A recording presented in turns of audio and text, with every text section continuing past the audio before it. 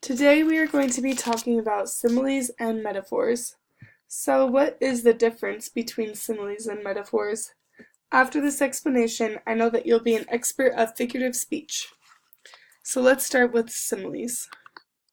A simile is a figure of speech involving the comparison of one thing with another thing of a different kind, using like or as.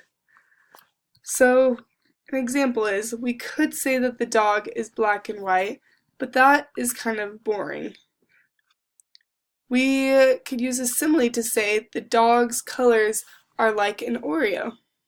This gives us a visual image of what the color of the puppy is, and it's more descriptive and exciting. So let's do another example.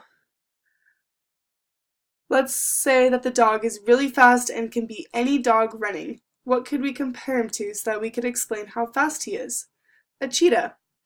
We know a cheetah is extremely fast, so we compare the dog to a cheetah. This shows us that the dog is extremely fast. So putting it all together, the dog is as fast as a cheetah. Okay, so now that we have similes down, let's move to metaphors. A metaphor is used to describe comparing two things without using like or as. Using metaphors makes the comparison more direct. So an example of a metaphor is, say this girl, for example. We say that the girl is an angel because she's very nice and sweet. We would say is for metaphor instead of like would be for simile. Another example for a metaphor is, the girl's voice is music to my ears. This is a direct way of saying that the girl has an amazing voice. So how can we turn a simile into a metaphor?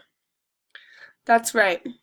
We say is instead of like or as. This lets us know more direct ways. So let's recap. A simile is a figure of speech involving the comparison of one thing with another thing of a different kind using like or as, and a metaphor is used to describe comparing two things without using like or as. So which one makes a more direct comparison? That's right, a metaphor. Great job. I hope you learned something new about similes and metaphors using figurative language. Thank you.